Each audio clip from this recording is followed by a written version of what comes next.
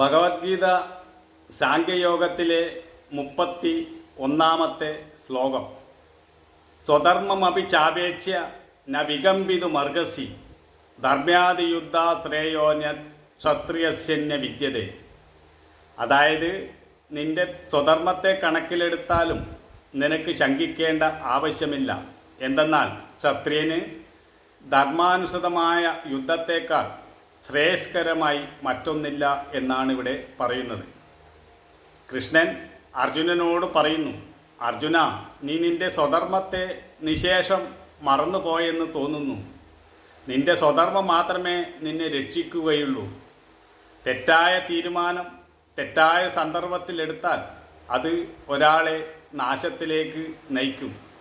ധർമാനുസൃതമായ കർത്തവ്യം ചെയ്യാതിരിക്കാൻ പാടില്ല.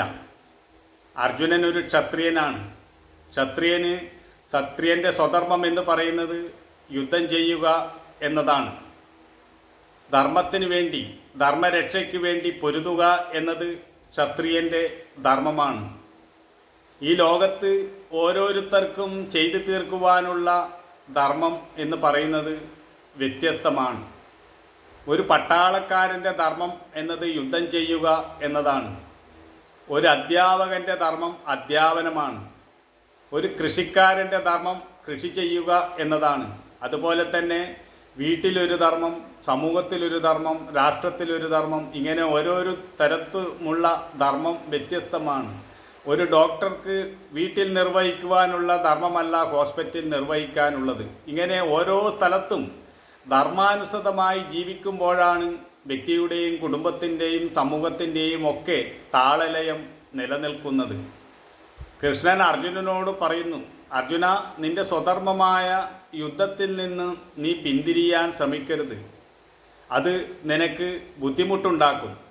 കാരണം നീ അഭിമാനമുള്ള ഒരു ക്ഷത്രിയനാണ്.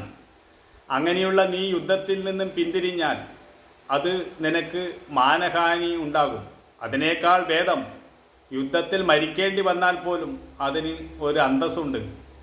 മാനഹാനി കാരണം ആത്മഹത്യ ചെയ്യുന്നവരെ നമുക്ക് പലരെയും കാണാം. മരണത്തേക്കാൾ വലുതായിട്ടാണ് അഭിമാനത്തെ ആളുകൾ കാണുന്നത്. അർജുനൻ പഠിച്ചതും അല്ലെങ്കിൽ വായിച്ചിട്ടുള്ളതുമെല്ലാം ക്ഷത്രിയ ധർമ്മത്തെക്കുറിച്ചാണ്. അമ്പെയ്യാനും വാളെടുക്കാനുമൊക്കെയാണ് അർജുനൻ അഭ്യസിച്ചിട്ടുള്ളത്. ജന്മനാ അർജുനൻ ഒരു പടയാളിയാണ്. അങ്ങനെയുള്ള അർജുനൻ ഒരു സന്യാസി പറയുന്നത് പോലെ അല്ലെങ്കിൽ ഒരു ബ്രാഹ്മണൻ പറയുന്നത് പോലെ പറയുന്നത് കൊണ്ട് വിശേഷമൊന്നുമില്ല. ഒരു ഗൃഹനാഥൻ കുടുംബത്തിൽ പല പ്രശ്നങ്ങളും ഉണ്ടാകുമ്പോൾ, അല്ലെങ്കിൽ കടം കയറി ബാങ്കിൽ നിന്ന് ലോൺ എടുത്തു അത് അടക്കാൻ വഴിയില്ലാതായി, അങ്ങനെ കുടുംബത്തിൽ പ്രശ്നമുണ്ടാകുമ്പോൾ ഞാൻ ഹിമാലയത്തിൽ പോകുന്നു, ഒരു സന്യാസിയാകാൻ പോവുകയാണ് എന്ന് പറഞ്ഞാൽ അത് ശരിയാകുമോ? അത് ശരിയായ ധർമ്മമാണോ? അയാൾക്ക് ഹിമാലയത്തിലിരുന്നാൽ അയാളുടെ മനസ്സ് ഉറക്കുമോ? അയാളുടെ ചിന്ത മുഴുവൻ വീട്ടിനെ കുറിച്ചായിരിക്കും. അതുപോലെ അർജുനനിപ്പോൾ ഈ യുദ്ധത്തിൽ നിന്ന് പിന്തിരിഞ്ഞ് കാട്ടിൽ പോകാമെന്ന് വെച്ചാലും അവിടെയൊന്നും അർജുനൻ്റെ മനസ്സുറക്കില്ല. കാരണം അർജുനൻ യുദ്ധക്കളത്തിൽ നിന്നാണ് ഒളിച്ചോടി വരുന്നത്. അങ്ങനെ വന്നാൽ അവിടെ എങ്ങനെ ഇരുത്തമുറക്കാൻ കഴിയും? അപ്പോൾ ചോദിക്കും, ബുദ്ധൻ ഒരു ക്ഷത്രിയനായിരുന്നില്ലേ? ബുദ്ധൻ സന്യാസം സ്വീകരിച്ചില്ലേ എന്ന്. ബുദ്ധൻ ആദ്യമേ ആ ഒരു മനോഭാവം ഉണ്ടായിരുന്നു. അതുകൊണ്ട് ആരോടും പറയാൻ നിന്നില്ല. ബുദ്ധൻ നേരെ അങ്ങ് കാട്ടിലേക്ക് പോയി. എന്നാൽ അർജുനൻ്റെ സ്ഥിതി അങ്ങനെയല്ല. അർജുനൻ യുദ്ധക്കളത്തിൽ എത്തിയതിന് ശേഷമാണ് ഞാൻ യുദ്ധം ചെയ്യില്ല എന്ന് പറയുന്നത്. അർജുനന് ബുദ്ധൻ്റെ ഒരു മനോഭാവം ഉണ്ടായിരുന്നുവെങ്കിൽ അർജുനൻ ആരോടും പറയാതെ കാട്ടിലേക്ക് പോകുമായിരുന്നു. പിന്നെ ഈ പ്രശ്നങ്ങളൊന്നും ഉണ്ടാകില്ലായിരുന്നു. ഒരു യുദ്ധത്തിൽ മുഖത്തോട് മുഖം നിന്നതിന് ശേഷമാണ് അർജുനൻ സ്വധർമ്മത്തിൽ നിന്ന് പിന്തിരിയാൻ ശ്രമിക്കുന്നത്. അത് ഭയം കൊണ്ടോ അല്ലെങ്കിൽ പാപചിന്ത കൊണ്ടോ മറ്റോ ആണ്. അങ്ങനെ ഒരു സന്ദർഭത്തിൽ, ഒരു സാഹചര്യത്തിൽ എത്തിപ്പെട്ടതിന് ശേഷം അവിടെ ഭയചിന്ത കൊണ്ടോ അല്ലെങ്കിൽ പാപചിന്ത കൊണ്ടോ ഒഴിഞ്ഞു മാറുന്നത് കൊണ്ട് വലിയ വിശേഷമൊന്നുമില്ല. മനസ്സിൽ ഈ പരിശുദ്ധി വരണം. മനസ്സിൽ ഈ യുദ്ധം അല്ലെങ്കിൽ ചെയ്യരുത് എന്ന ഭാവം ആദ്യമേ ഉണ്ടാകണം. ഈ കൊല ചെയ്യുന്നതൊന്നും നല്ലതല്ല, മനുഷ്യന് വേണ്ടത് തപസ്വാദായമാണ് എന്നെല്ലാം ആദ്യമേ തോന്നണം. അതൊന്നും തോന്നിയില്ല. യുദ്ധക്കളത്തിൽ വരുന്നതിന് മുമ്പ് അർജുനന് ഇതൊന്നും തോന്നിയില്ല. യുദ്ധക്കളത്തിൽ എത്തിയതിന് ശേഷമാണ് ഇങ്ങനെയൊരു വാദഗതികൾ ഉന്നയിക്കുന്നത്. അതുകൊണ്ടാണ് കൃഷ്ണൻ ഇങ്ങനെയൊക്കെ പറയേണ്ടി വരുന്നത്.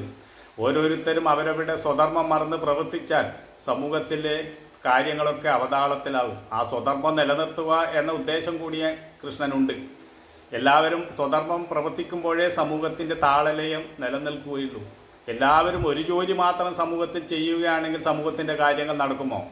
ഒരാൾ ഡ്രൈവിംഗ് ചെയ്യുന്നു, ഒരാൾ കൃഷി ചെയ്യുന്നു, ഒരാൾ ബിൽഡിംഗ് പണി ചെയ്യുന്നു, ഒരാൾ സയൻറ്റിസ്റ്റ് ആകുന്നു, ഒരാൾ പ്ലെയിൻ പറപ്പിക്കുന്നു. ഇങ്ങനെ ഓരോരുത്തരും ഓരോ ജോലി ചെയ്യുന്നത് കൊണ്ടാണ് സമൂഹത്തിൻ്റെ എല്ലാ കാര്യങ്ങളും നടന്നു പോകുന്നത്. അതുകൊണ്ട് രാജ്യരക്ഷ എന്നത് അർജുനൻ്റെ സ്വധർമ്മമാണ്. അങ്ങനെ എല്ലാ കാര്യവും സ്വധർമ്മം നിലനിർത്തുക എന്ന ഒരു ഉദ്ദേശത്തോടു കൂടിയാണ് കൃഷ്ണൻ ഇത് പറയുന്നത്.